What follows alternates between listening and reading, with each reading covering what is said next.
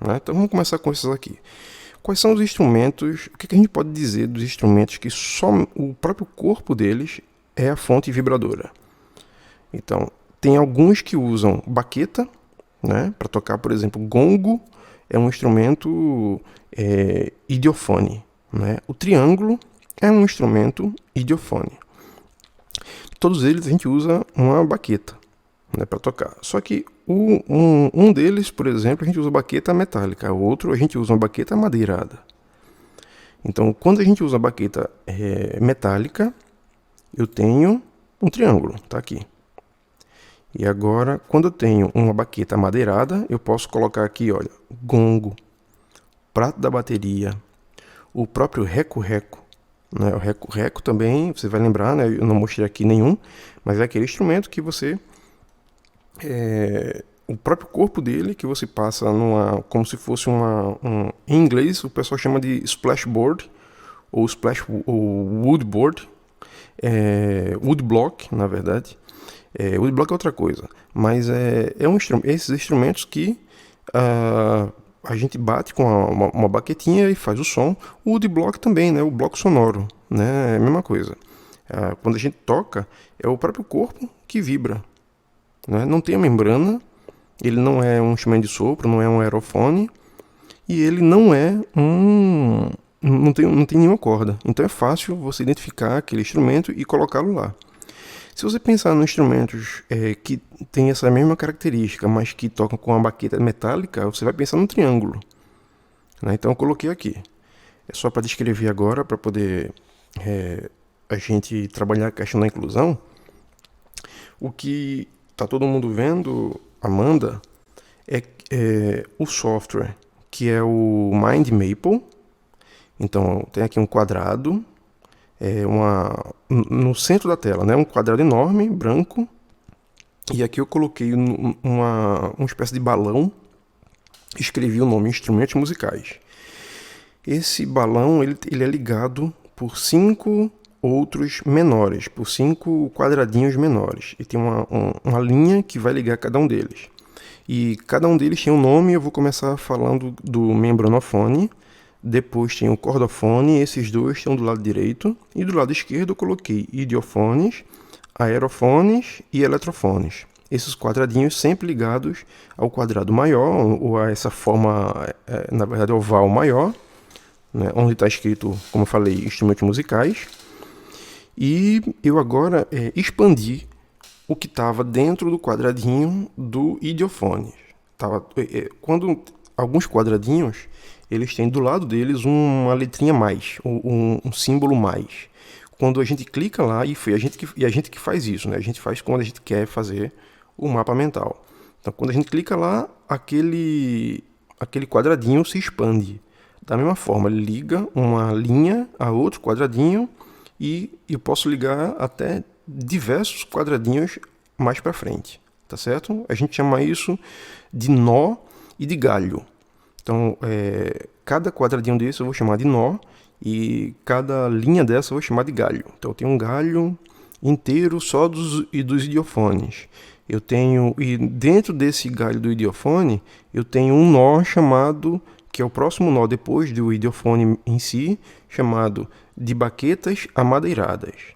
Aí quando eu ligo esse nó, eu tenho agora gongo em cima, depois pratos de bateria, depois reco-reco. Esses são o galho do idiofone, cujo nó principal é de baquetas amadeiradas. Só que eu vou agora para um outro galho de idiofones, onde o nó principal vai ser de baquetas metálicas. E aí eu vou colocar o triângulo. E outros instrumentos idiofones que vocês queiram colocar também. Isso aí, um mapa mental nunca é simplesmente para você fazer e deixar para lá. Você vai aumentando ele com o tempo. E de vez em quando você volta nele. É por isso que é importante você fazer... é importante fazer bem feito tudo na vida, né? Porque quem faz mal feito faz 2 vezes. Então é importante você fazer bem feito dessa vez, já que vai valer nota para você, ou vai valer a sua avaliação do semestre, metade da sua nota, né? De todo mundo. E você pode também adicionar cores, adicionar texturas, coisas que facilitem a sua memorização dessas informações.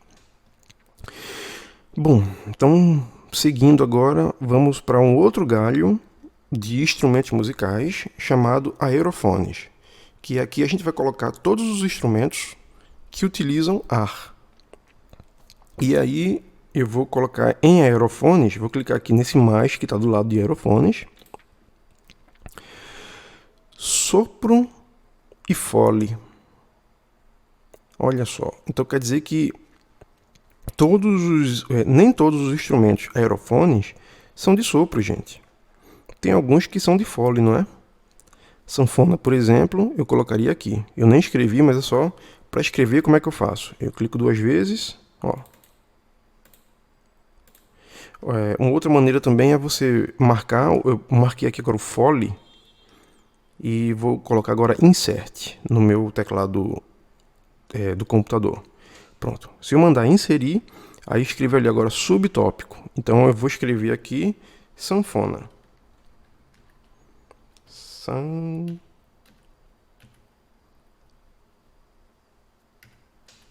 Pronto.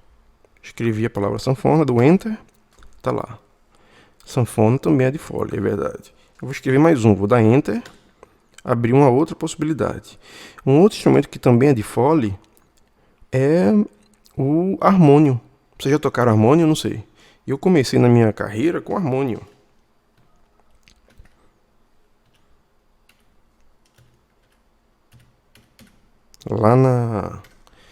Quando eu tinha 9 anos, né, a igreja que eu frequentava, a igreja batista, lá na minha cidade, tinha um harmônio e foi lá que eu comecei a estudar o primeiro instrumento de teclas que eu estudei, na verdade, né, foi um harmônio. Foi lá que eu aprendi a ler partitura e tudo mais. Só da adolescência foi que eu vim para Recife e vim pro conservatório, essas coisas todas. Mas naquele momento, né, na infância, eu lembro que a gente tinha que parecia um pedalinho. A gente tinha que pedalar bastante para poder produzir ar, né, através daquele fole que tem o harmônio, para poder tocar. E eu tocava, no caso, os hinos, tocava o prelúdio do culto e coisas desse tipo. Bom, esse é um instrumento também de fole, né? Como a sanfona também está ali. Mas tem todo um outro grupo de instrumentos que também são aerofones, que são de sopro, né? E aí eu clico aqui, olha, e aumentei, olha só. Os instrumentos de sopro, eu posso classificá-los também em relação à maneira como a gente sopra. Eu coloquei embocadura, bocal e palhetas. Então, na embocadura eu poderia colocar, por exemplo, flauta, né? Instrumento de bocal, eu poderia colocar trompete, trombone, bombardino, tal. E de palhetas. Bom, palhetas não é a ontologia final.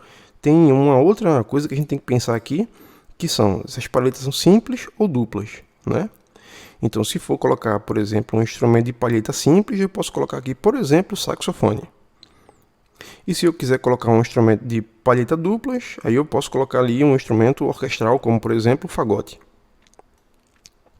Então, eu posso... É assim que a gente vai fazendo, expandindo o nosso conhecimento através de um mapa mental que utiliza, inclusive, uma abordagem ontológica, né? Então, se você pegar um instrumento musical, uma orquestra, lá nos sopros, você vai poder encaixar dentro de alguma dessas possibilidades aqui.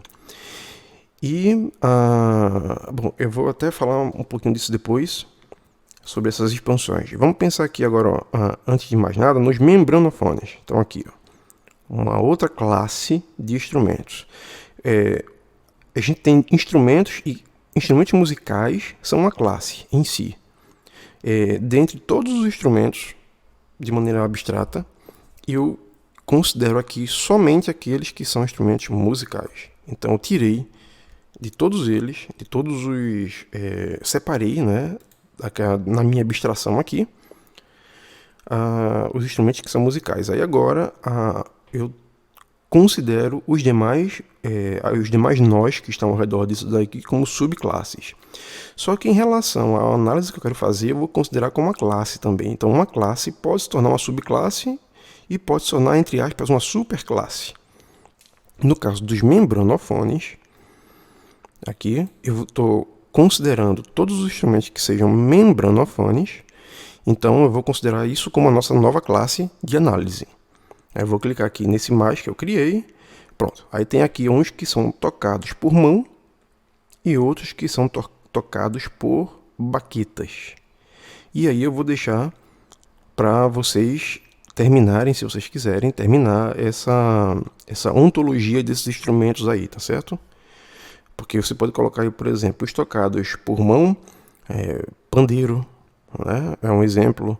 A panderola, não, a panderola não é membrana, mas deixa eu ver o que mais. Bom, tem diversos, vocês vão pensar. E os tocados por baquetas, você pode também colocar uma especificidade de que tipo de baqueta você está falando, né? Então, você pode daí chegar até uma instância. Eu queria que vocês pensassem, por exemplo, se eu quiser chegar ao tímpano, qual é a ontologia, quantos galhos mais eu vou ter que colocar até chegar no tímpano? Porque no tímpano eu posso colocar de membranas, olha aí uma outra diferença, membranas fixas e membranas móveis, não é? O tímpano, ele é de certa forma uma membrana móvel, porque ele tem como você, mesmo durante o concerto, você alterar a afinação dele. Já um instrumento que você tem que parar para poder apertar a pele, para poder tocar, então a gente poderia considerar, por exemplo, membrana fixa. Mas enfim, existem diversas maneiras e vocês vão ter que descobrir essas maneiras. Não existe certo ou errado, existe aquelas que mais se adequam ao seu conhecimento, ao que você tem. Então esse tipo de atitude é o que você vai fazer. Você vai pensar sobre o instrumento, tentar decidir onde você encaixa esse instrumento naquilo que você já tem. Agora vamos aqui só para continuar esse exercício, pensar no cordofone. Então eu vou aqui clicar. Quais são os instrumentos de cordofone? São aqueles que usam cordas, é claro. Próximo nível, eu cliquei aqui, expandi o nó cordofones e ele abriu o seguinte, que eu coloquei na verdade, né? Cordas tangidas, cordas pinçadas, cordas friccionadas e cordas percutidas. Então eu vou ter que escolher, ou melhor, eu vou ter que encaixar o meu instrumento de cordas em alguma dessas categorias, dessas subcategorias, dessas subclasses, como você quiser chamar, né?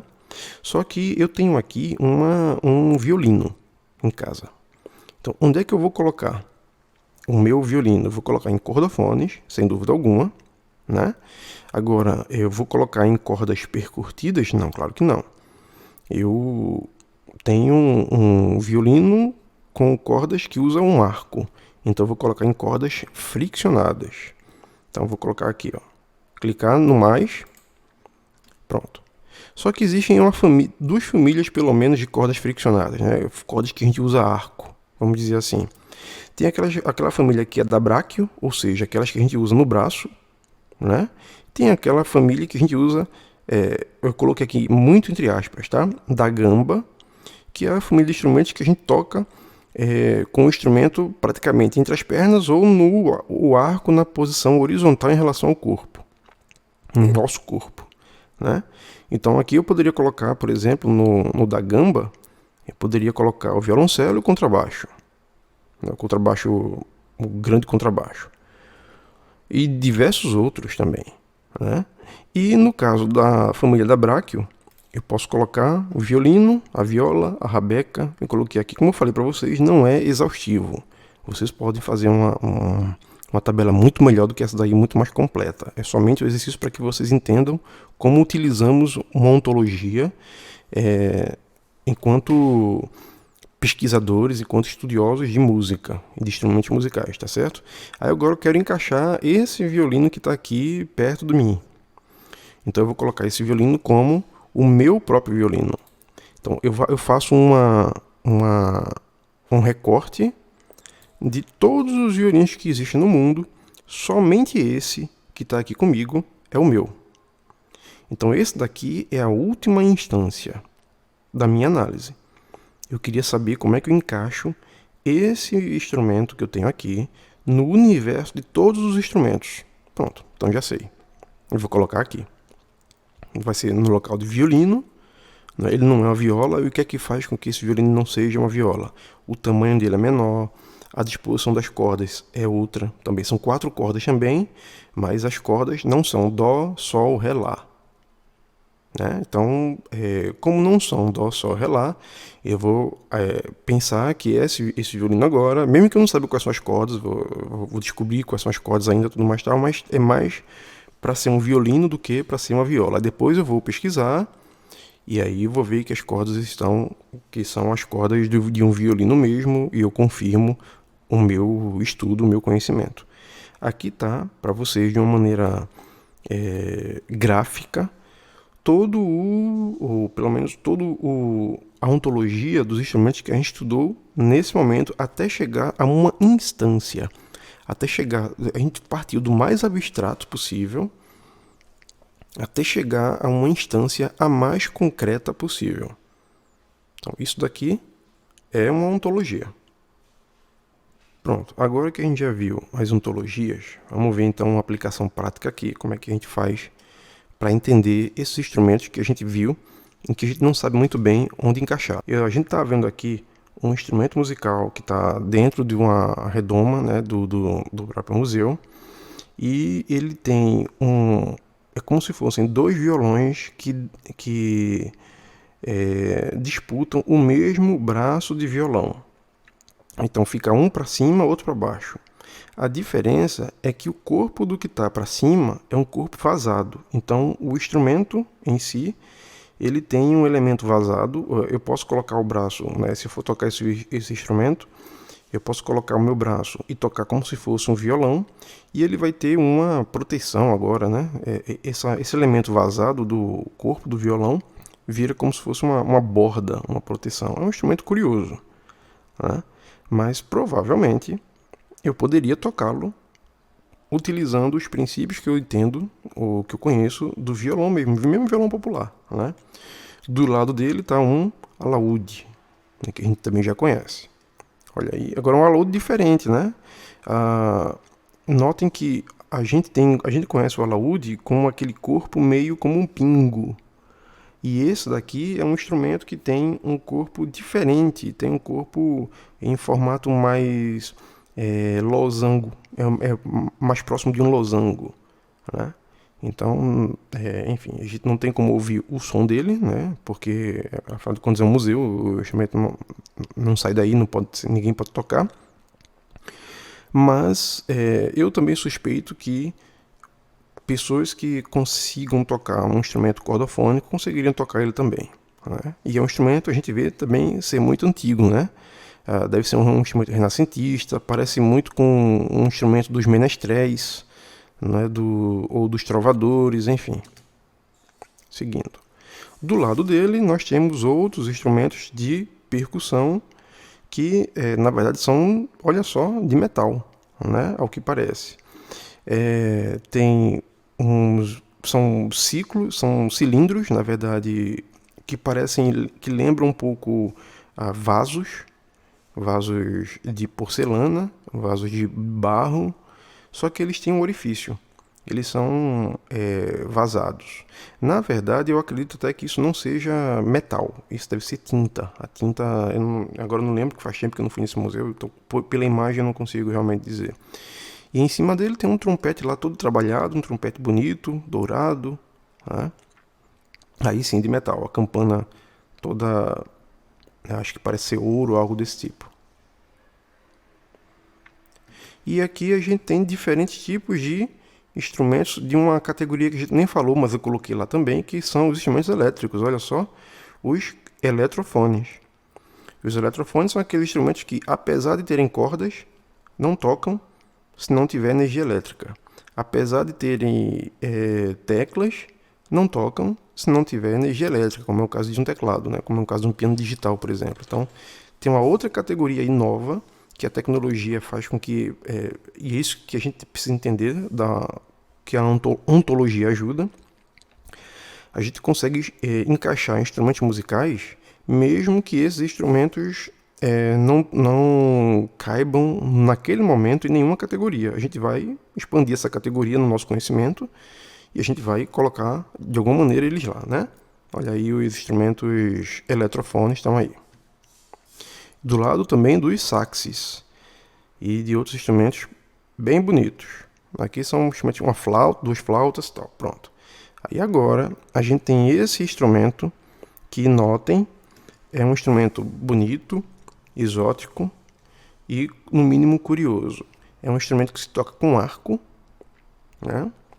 E ele é um instrumento em forma de um pavão. E o pavão tem a cabeça, tem o pescoço, tudo, até o rabo, até a cauda. Só que a parte que as cordas estão é a parte que seria um braço dele. Então, que instrumento é esse? Como vocês encaixariam esse instrumento? É um instrumento desconhecido de vocês, eu imagino. E notem também que os trastes, né, são móveis. Eu posso mudar a afinação da corda mudando aqueles trastes ali. E eu toco com cordas friccionadas, né? Onde você encaixaria esse instrumento na sua ontologia? Será que você que consegue tocar instrumentos de cordas friccionadas, será que você conseguiria tocar esse instrumento? O que vocês acham? Vamos seguindo.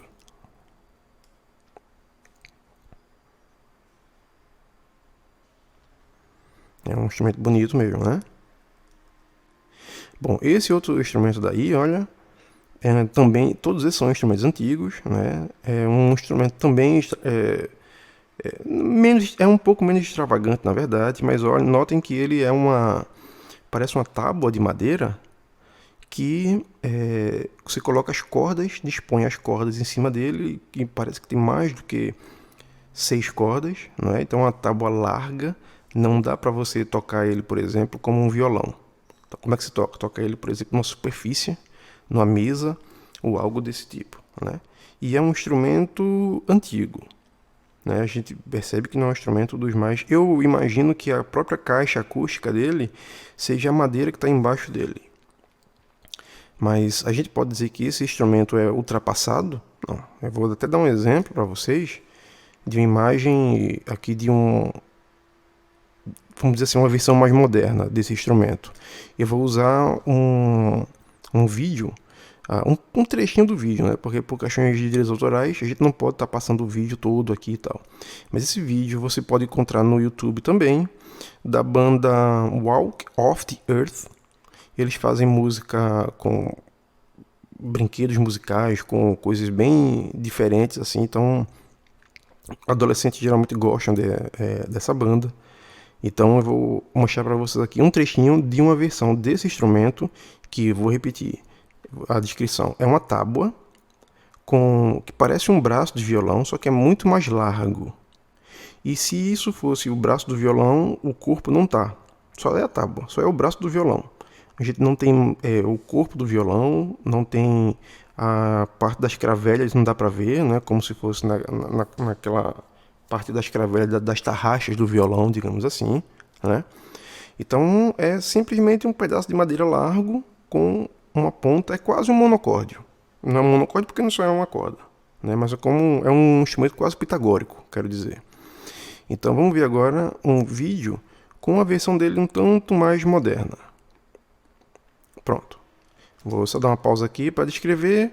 É uma borda dessa também aí, com uma banda que tem 4 pessoas ao redor desse instrumento, né? Nesse caso daqui, eles acoplaram uma parte de eletrofone. Então você pode ver que tem pedais, as cordas estão todas dispostas, mas quando eles vão apertando nas cordas, eles vão também fazendo o processamento dessas cordas, desse som, através dos eletrofones que ele tem, dos pedais e tudo mais. Tal. Então, eles processam o som do instrumento. É uma versão moderna e uma versão eletrofônica daquele instrumento. Vamos dar uma sacadinha rapidinha.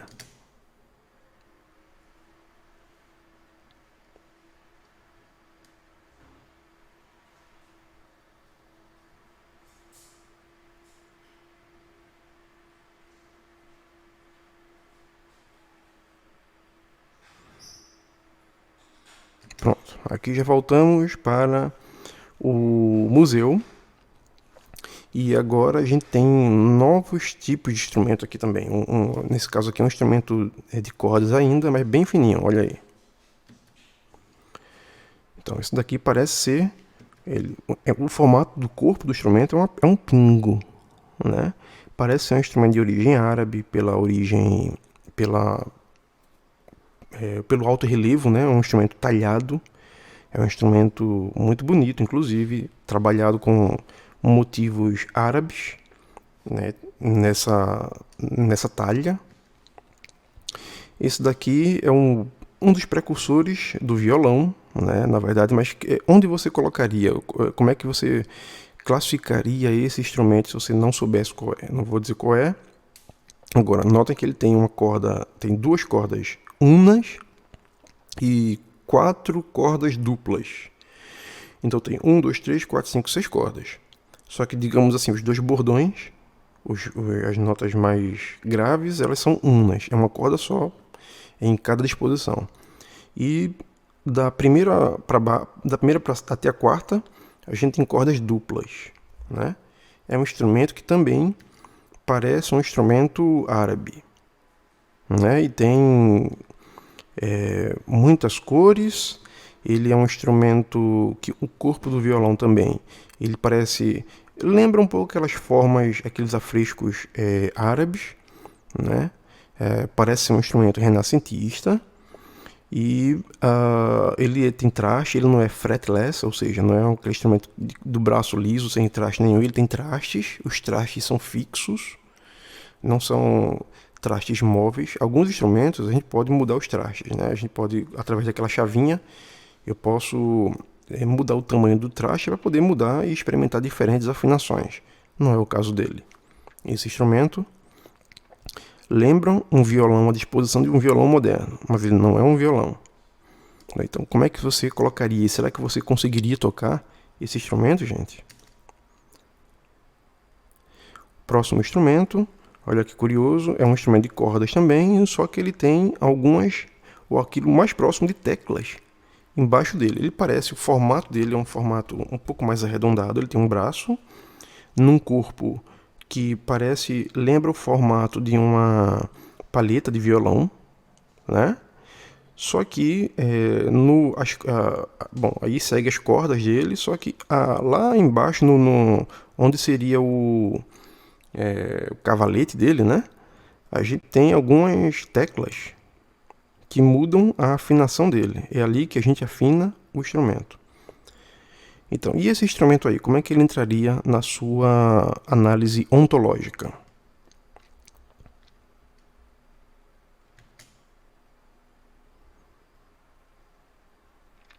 Vamos ao próximo instrumento.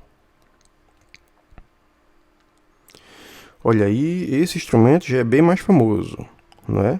É um instrumento que parece um alaúde, só que ele tem um braço mas bem longo.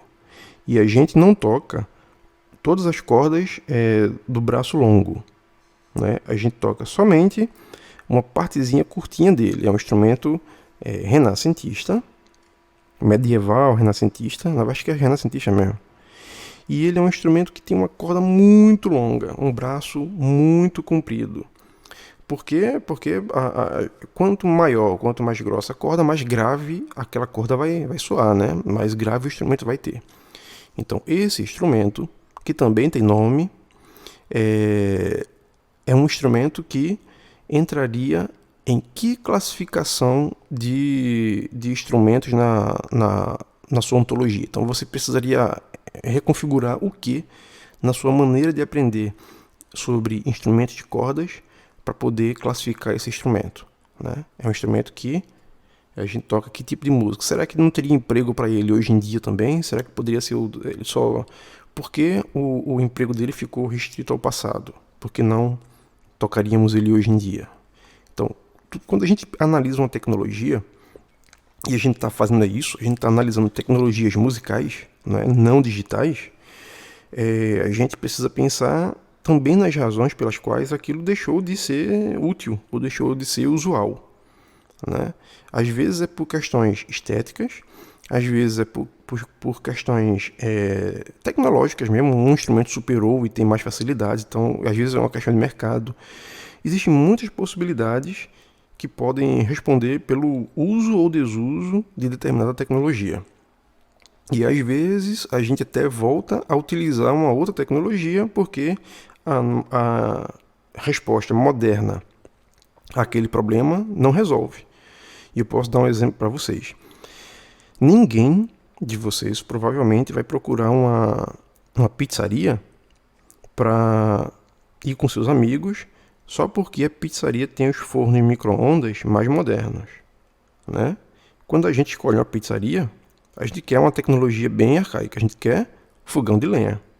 Então vejam que essa questão do uso e desuso da tecnologia, a gente tem um certo preconceito com instrumentos ou com coisas que estão fora de uso.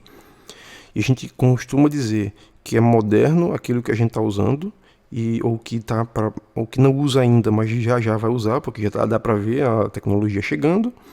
E a gente chama de antiquado, de antigo, de inútil, de velho, aquelas tecnologias que a gente acha que não vai ser mais útil. Só que eu estou mostrando para vocês que isso pode ser uma forma de preconceito também, né? Enfim, vamos pro próximo instrumento, olha só.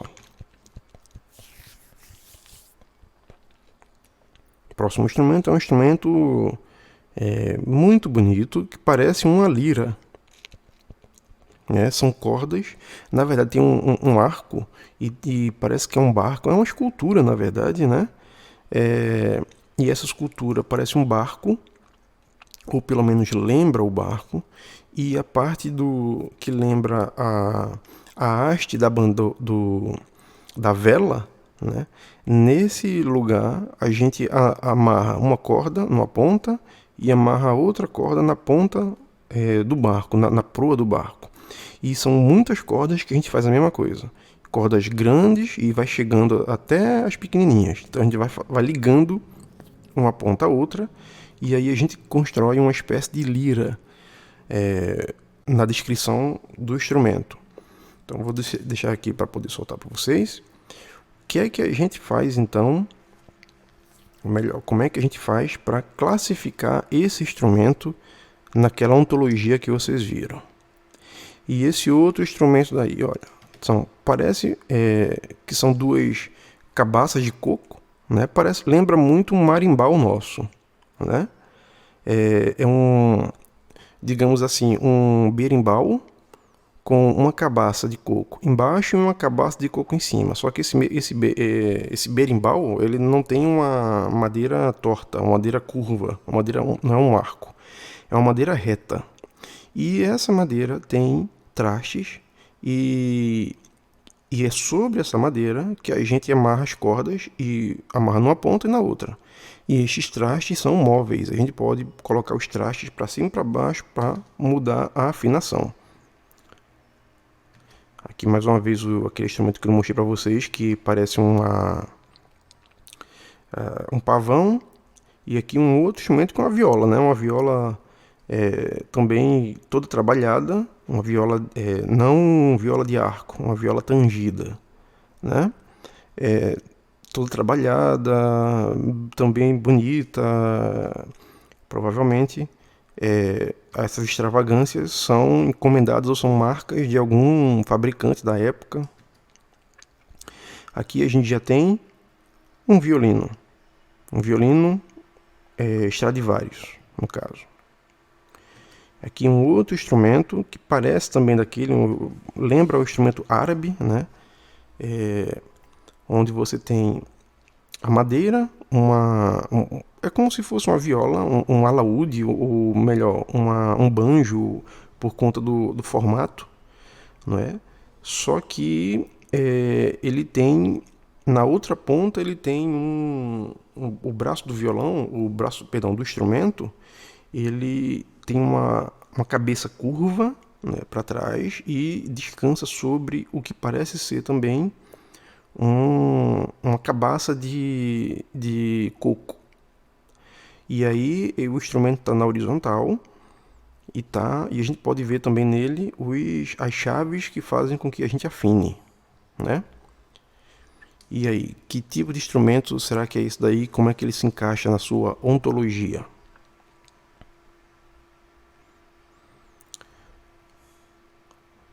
Vamos ver agora esses outros instrumentos que são um pouco mais modernos, assim, né? Já temos ali um violão moderno, aí parece um clarinete também, né? E esses que não são tão modernos, mas têm um formato de alaúdes, né? Pronto. Esses são os instrumentos que eu mostrei para vocês que estão mais na parte das cordas, mas tem mais instrumentos. Vamos lá ver.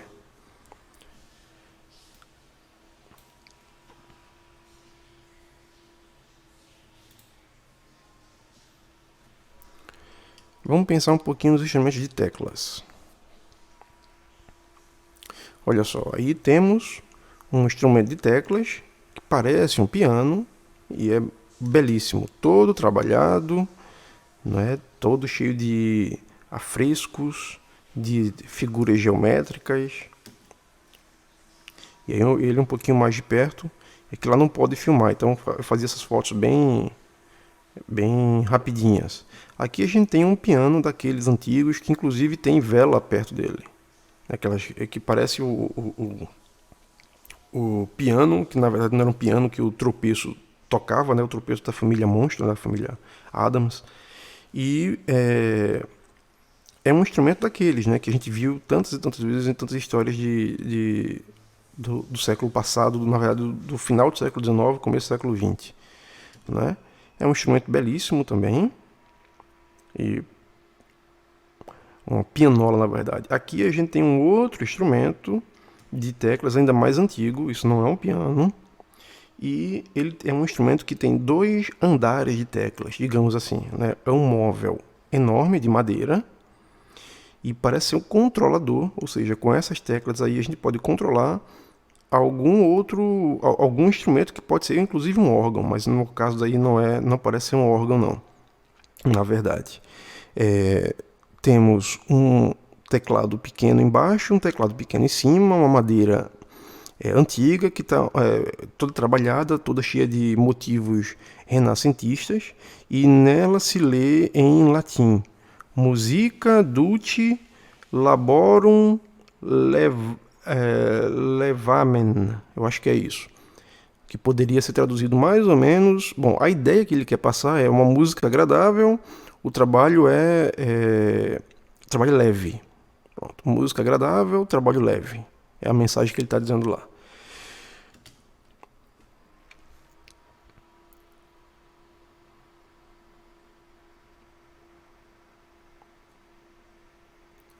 Aqui a gente tem também um teclado e ali as cordas desse teclado. Na verdade, o teclado que eu quero dizer temos uma tecla, né, algumas teclas, um amontoado de teclas no instrumento de madeira, completamente de madeira. E esse instrumento também tem na sua madeira obras de arte, né, pinturas que são formas geométricas, que provavelmente tem motivos árabes também. E provavelmente isso tem as cordas que estão ali são cordas muito fininhas, cordas de tripa, e pode ser uma espineta, né? Pode ser um clavicorde. O clavicorde não está aparecendo não, está aparecendo mais uma espineta. Mas são instrumentos que, como a gente não vê todos os dias, a gente talvez teria dificuldade também de classificá-lo na nossa ontologia. É um instrumento de cordas, mas de cordas o quê? Marteladas, pinceladas, enfim. Aqui é só uma repetição do vídeo daquele anterior. Isso daqui são somente imagens dos tubos de um órgão de tubos. É porque são tubos enormes. Aqui tem uma redoma de vidro e esses tubos estão guardados, né? São tubos que são provavelmente peças de reposição do instrumento que é o órgão, né? O grande órgão de tubos, ou pipe órgão também, que é porque pipe também pode ser tubo ou cano em inglês, né? Então pipe órgão, tá aí a razão pela qual a gente chama o instrumento de pipe órgão. São tubos realmente enormes, todos feitos de ou madeira ou metal.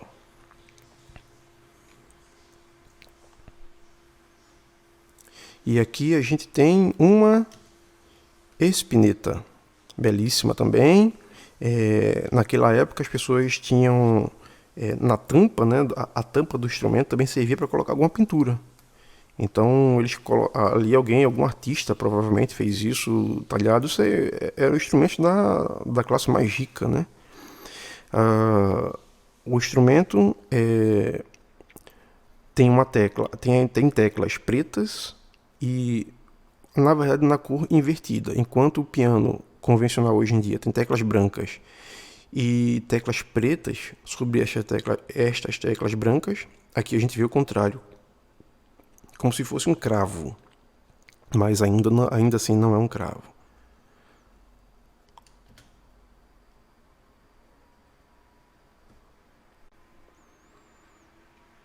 E motivos talhados na madeira também, né? É uma obra de arte em si, o instrumento em si. Aqui a gente está vendo um órgão de tubos, um órgão grande, né? A gente viu ali a parte dos tubos, está aí o nome pipe organ, e aquela redoma que eu mostrei para vocês antes dos tubos, aí está sendo somente um review. Essa parte daí é a parte de trás, quer dizer, a estrutura do órgão é enorme, tá vendo aí a comunicação entre o controlador, e eu chamo de controlador a tecla. A tecla é o controlador do órgão, mas a parte que faz o som é essa parte aí de trás. E o órgão tem um instrumento enorme, né? Todo mundo sabe disso. A madeira olha, isso aí por outro ângulo, tá certo? Até o banco ainda é meio velhinho e tal. É um instrumento, tem um teclado no chão, né? Que tocava também com o pé, isso aí todo mundo sabe, eu tenho certeza.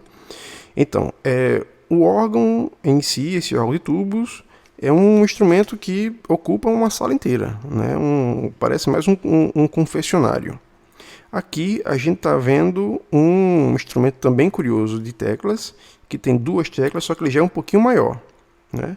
E aqui finalmente chegamos a um piano do século anterior, ou pelo menos do século da Revolução Industrial. Então, esse instrumento ainda não havia passado pela Revolução Industrial, é um primórdio do piano, um piano forte, na verdade. As cordas são muito mais frágeis, não tem aquela estrutura toda de metal que a gente tem hoje nos pianos de hoje, né? O piano de cauda. Pronto. Então aqui a gente termina essa viagem pelos instrumentos de teclas, e sem que eu diga ainda assim qual instrumento é qual, eu acho que você já está fazendo uma viagem aí para colocar dentro da sua ontologia pessoal, né? A ontologia que você está criando aí dos seus instrumentos.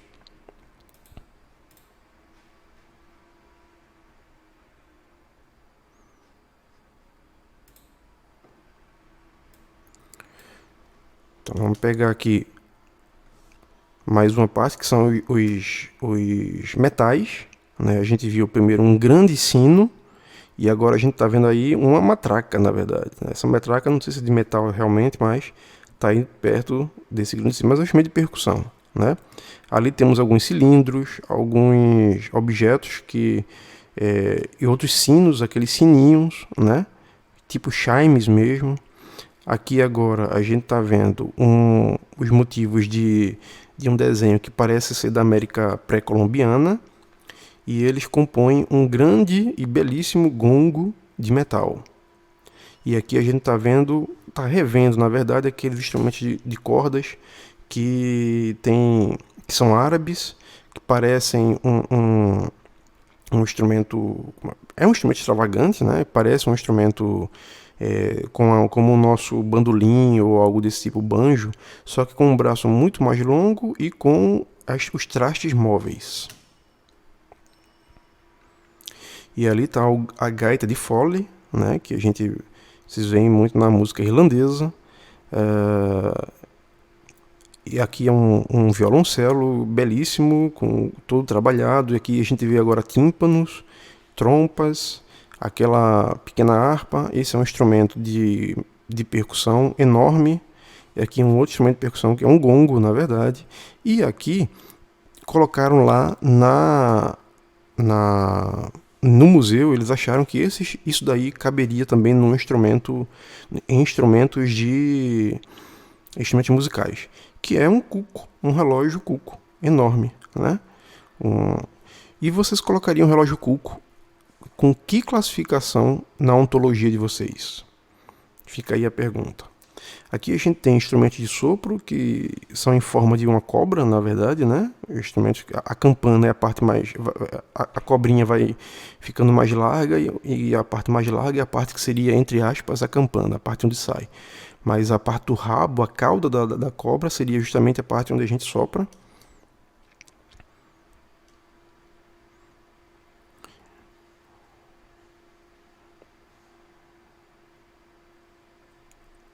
Tá aí mais uma vez o cuco, o relógio cuco.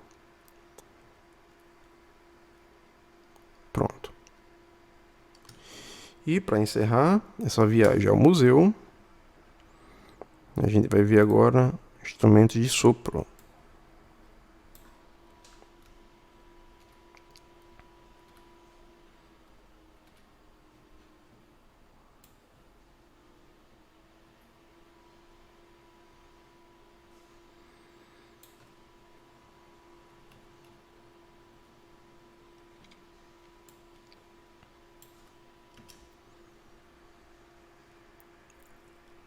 Pronto, aqui temos em um fundo vermelho, a gente tem um monte de instrumentos de sopro que parecem uma trompa, parecem trompas, né? Só que com assim, essas diversas trompas estão dispostas como se estivessem penduradas ou numa parede, pregadas na parede. E a gente vê também peças de reposição dessas trompas em forma de círculos. As mais diversas trompas de diversos tempos, tem umas que são bem enroladinhas, algumas não têm pisto, enfim, agora a gente está vendo os instrumentos, a evolução dos instrumentos, da tecnologia dos instrumentos, como o trompete, por exemplo, né? Alguns que tinham pisto, outros não tinham pisto, alguns eram, digamos assim, curvos, outros já são feitos na medida como a gente tem hoje. Alguns não tem pisto, outros têm muitos pistos. Essa aqui é uma reposição da outra imagem, a imagem anterior, só que numa foto. Eu mexi agora a foto só para poder ver de outro ângulo. Esse é um instrumento musical agora, que é de sopro também, né? Só que ele é feito com um daqueles objetos marinhos, na verdade, né? Isso aí foi a casa de algum animal marinho, né? Eu esqueci o nome desse negócio agora lascou. Mas, enfim, é um instrumento que é feito de uma adaptação daqueles instrumentos marinhos, daquele animal marinho, da casa daquele animal marinho. Aí a gente está vendo agora duas trompas, ou na verdade são dois instrumentos de sopro bem compridos, né? E ele não tem nenhuma chave, nenhum mecanismo de mudar as alturas, então tudo era feito através do bocal e provavelmente era utilizado pelos arautos, né? Quando eles iriam anunciar alguma coisa dos reis, eles usavam esse instrumento que é bem comprido, né? E é isso, tem uma campana pequena, né? E eles estão do lado de um jarro ali também para ficar mais bonito, mas era isso. É um instrumento de ocasião. Assim como esse também, que é um instrumento de som bem grave, e era uma trompa, né? Uma trompa com um som bem grave, e isso aí provavelmente era utilizado na época que alguém estava chegando para invadir algum castelo, ou os inimigos estavam chegando para invadir alguma região. Então o sentinela tocava esse instrumento para que todo mundo soubesse que o momento era muito perigoso. Então um instrumento com um som bem grave, isso anunciava a todo mundo que estavam sob ataque, e as pessoas tinham que responder. Então isso era somente um uso desse instrumento. Eles tinham outros e outros. Aqui a gente está vendo alguns instrumentos feitos completamente de madeira e são percussores dos instrumentos que a gente vê hoje na orquestra também, como o oboé e como o fagote. E aqui a gente vê alguns instrumentos de metal, como esse parece um bombardino, só que ele tem duas campanas, duas saídas de campanas. Então imagina como isso deveria ser cansativo tocar um instrumento desse, né? Uma campana é maior e outra campana é pequena, é menor, bem menor. Então provavelmente é um instrumento que dava notas duplas, um instrumento como um bombardino, algo do tipo, só que ele não tocava somente uma nota, tocava notas duplas. E aí de outro ângulo em outro instrumento também, né? Não é somente daquele instrumento, mas também um instrumento mais agudo, como um trompete, também tem a mesma propriedade. Duas campanas, então provavelmente tocava-se notas duplas. Aqui a gente está vendo agora instrumentos de sopro, como cordas, como flautas doces, né? E aqui um vidral que eles fizeram, um vitral na verdade, não é bem um vitral, é um painel com diversos instrumentos de sopro que eles dispuseram de uma maneira para ficar bonito e tal, mas é de algum colecionador. Pronto, então acabamos aqui a nossa visita ao museu e agora você já tem elementos para poder colocar na sua ontologia pessoal desses instrumentos.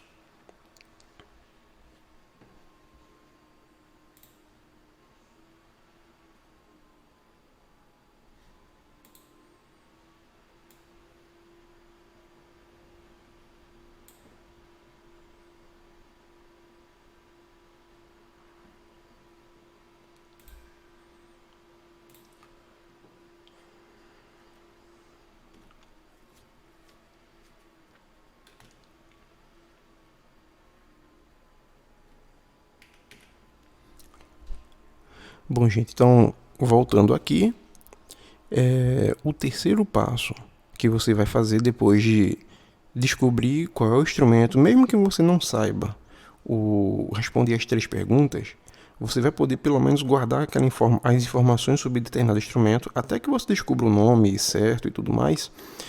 Você já sabe mais ou menos onde guardar no compartimento que você acaba de criar, né, no seu imaginário, nas suas abstrações, seja lá como você quiser tratar. Então, primeiro, você aprendeu quais são aqueles instrumentos, os grandes grupos, né, cordofones, membranofones e tal. Perdão. No segundo passo, você se deparou agora nessa ida ao museu com diversos instrumentos inéditos para você. Eu tenho certeza que nem todo mundo aí conhecia todos esses instrumentos.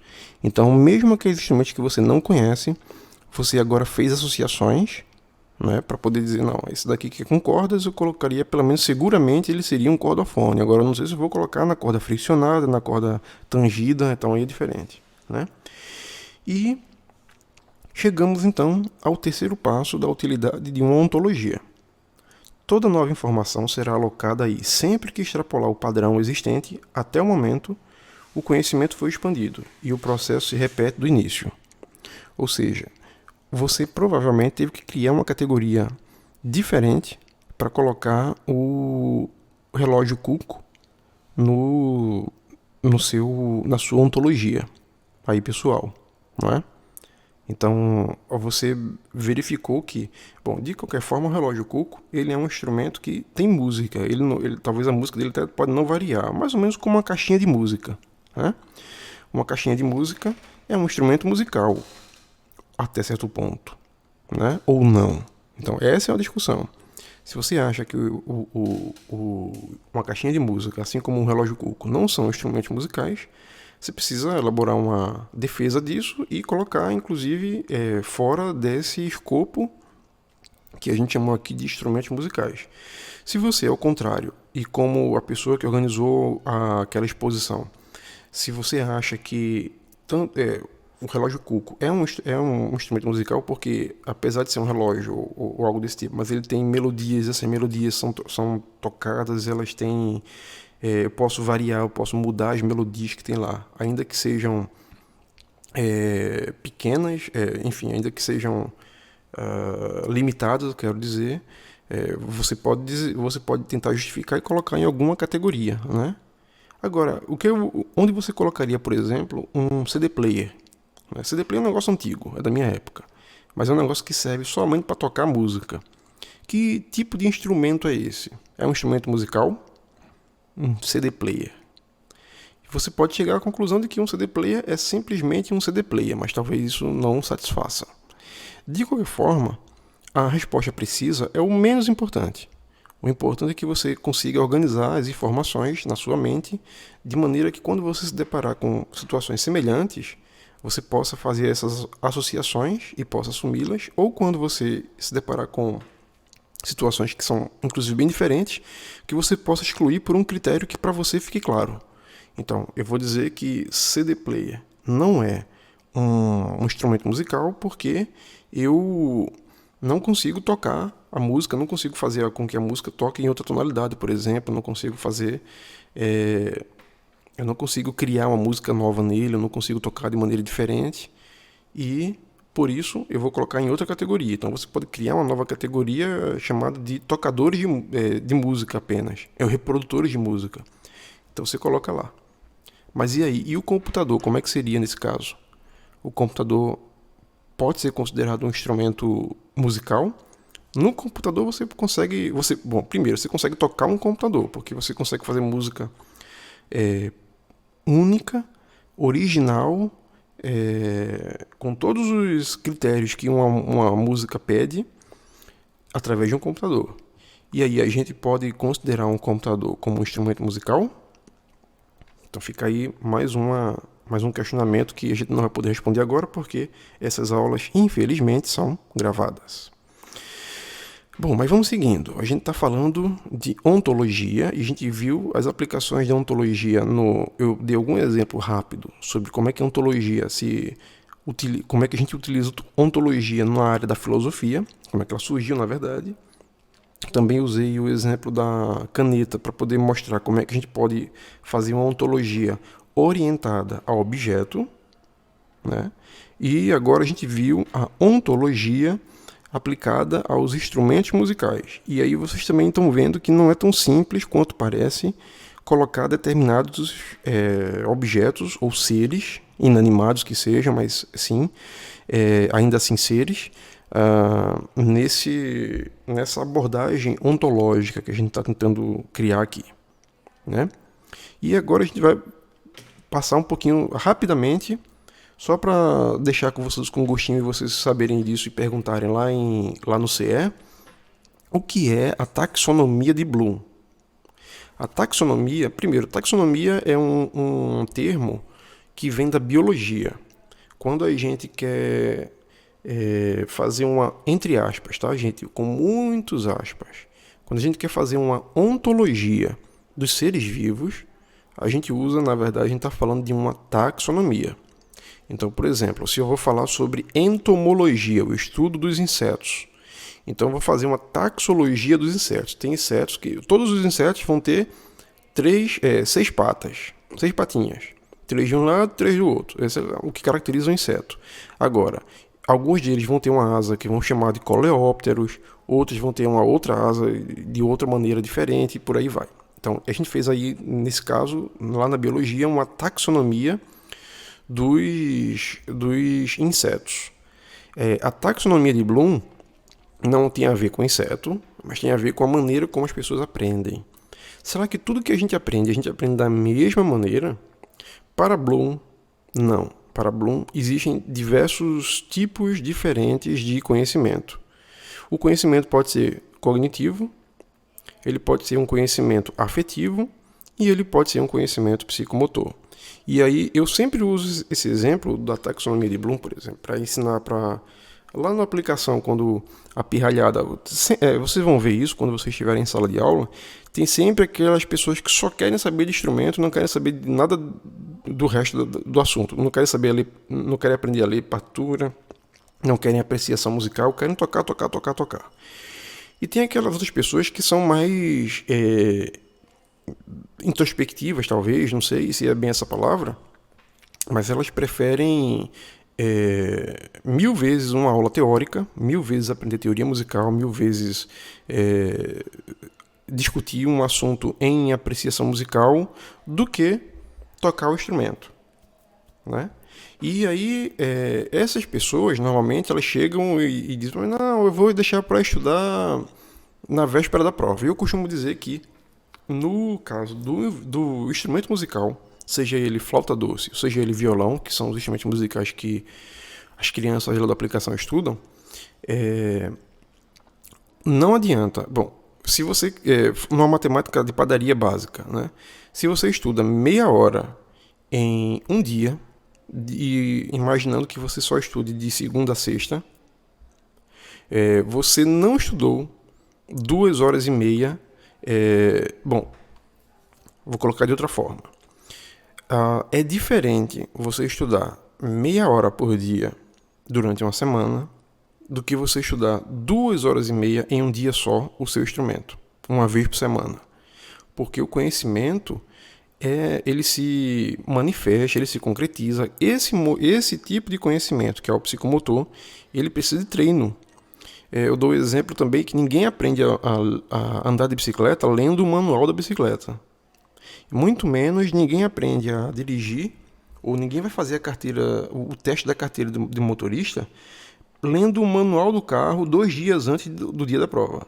Não, você precisa antes praticar e praticar bastante, né? A fim de prever situações. Esse tipo de conhecimento é o conhecimento psicomotor. O conhecimento cognitivo é aquele que a gente...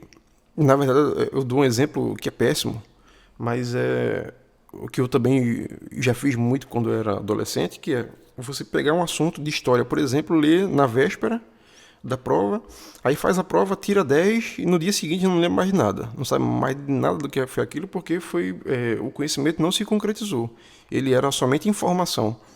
Então o conhecimento cognitivo requer reflexão, requer um tempo também para maturação, mas é esse conhecimento que não necessita de psicomotricidade. E o conhecimento afetivo é aquele que decorre de tudo aquilo que a gente acha valioso ou valoroso, a gente atribui valor a isso. Então, é natural que você goste mais da disciplina de tecnologia musical, primeiro porque é mais legal mesmo, e segundo porque você tem mais afeto a ela do que em disciplinas outras que talvez não mexam tanto com você, né? Brincadeiras à parte, tem aquelas disciplinas que você se identifica mais com elas. E essas disciplinas normalmente são aquelas que você... são aquelas com as quais você vai conviver mais tempo, você vai querer fazer uma pesquisa de mestrado ou doutorado. Não inventem de fazer pesquisa de mestrado e doutorado só para ter mestrado e doutorado, gente. Tem que ser uma coisa que você ame, porque é um saco, desculpa a expressão, mas é muito chato você ficar o tempo todo num só assunto. Então, se você inventar de fazer uma coisa só para ter o diploma, realmente eu acho que você vai ser uma pessoa... Você é um candidato a ser uma pessoa muito infeliz. Mas, fechando parêntese, vamos seguindo agora com a ontologia aplicada à tecnologia musical. Bem, gente, vocês estão vendo aí um monte de ícones de softwares, tá certo? Então, tem os mais diversos softwares aí. Eu vou tentar descrevê-los. Eles estão todos embaralhados. E aí você deve se perguntar, mas eu tenho que saber tudo isso? Eu tenho que aprender cada um desses softwares? Ora, se eu fosse ensinar para vocês todos esses softwares, 4 anos não daria, né? Você há de convir comigo. Você não vai poder esperar por mim, nem esperar pela universidade para poder aprender isso. Você vai aprender sozinha. Agora, o que a gente vai fazer aqui é organizar essa bagunça em compartimentos para que te ajudem a entender melhor e o que é que você vai esperar de cada um deles, tá certo? Através de ontologia. Mais uma vez, a ontologia vai ser útil para a gente.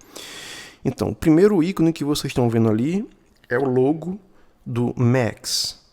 Max é na verdade, uma linguagem de programação de música, tá certo? Depois disso vem o logo do Audacity. Temos então o logo, eu estou lendo da esquerda para a direita, na linha de cima, depois eu vou para a segunda linha, terceira, quarta, quinta e por fim a sexta linha, tá certo? Eu vou ler tudo pela questão da acessibilidade. Então, como eu falei, repetindo, primeiro é o ícone do Max, segundo ícone é o do Audacity, que é um software de edição de áudio. Vocês vão trabalhar com ele, que ele é grátis. O terceiro é o símbolo do Pro Tools. O quarto é o símbolo do Ableton, que também é um software, assim como o Pro Tools, de fazer gravações, mixagens e tal nele. O quarto é o Acusonos, que não é bem um software, mas é uma empresa que faz softwares, que faz aplicativos, softwares pequenininhos, plugins, para poder processar som e processar também imagem. Depois vocês estão vendo o Acid Pro, que é um DAW também, só que dá para utilizar, ele faz muito looping, trabalha com looping, você sabe o que é looping, né? Aqueles pedacinhos que ficam se repetindo, é como se fosse um ostinato. Enfim. Depois a gente tem o símbolo do Adobe Audition, que é um DAW, é um DAW, Digital Audio Workstation, né? Estação de trabalho de áudio digital, né? Aí depois você tem o Anvil Studio. Eu não vou dizer o que cada um deles é, senão a gente não acaba hoje, tá certo? Eu vou somente ler para vocês os ícones. Anvil Studio. Depois a gente tem o Logic Pro. Depois a gente tem o Ardour. Depois a gente tem o Aria. Aí a gente vai para a segunda linha. Também nesse sentido, da esquerda para a direita. A gente tem o Aria Maestosa. Depois a gente tem o Arturia. E aí em seguida o Autotune. Depois o Sibelius. Depois o Band in a Box. Depois o Bitwig Studio 3. Depois o Cakewalk. Depois o Chuck Real Time. Depois o Cubase. E vem em seguida o Digital Performer. Depois o Dorico. Terceira linha. A gente tem o Lily. Depois vem o Evented. Depois vem o Finale. O Fruit Loops. O Fruit Loops Studio, né? FL Studio. Em seguida o GarageBand. Depois o Guitar Pro. Depois o iKey Multimídia. Depois o Improvisor. Depois o iReal Pro. Aí vem o Isotope. O Kinma Software. A quarta linha. LMMS, que é um DAW. Depois vem o Magic Samplitude. Depois o Media Composer. Depois o Melodyne. O Mixcraft. O MuseScore. O Native Instruments ou Native Instruments. O Nectar. O Neutron. O Notion e o Nuendo. Aí na penúltima linha temos o Ozone 9, o PD, o Pure Date. De novo o Pro Tools está repetido, não precisava, foi um erro. Aí depois o Pyridine, depois temos o Reaper, o símbolo depois do Reason, depois temos o Revoice Pro, depois temos o Rose Garden, o RX7, o Sample Magic e o Screenshot C-Sound. E na última linha a gente tem o Slate Digital, depois tem o SoundForge, depois tem o Sound Toys,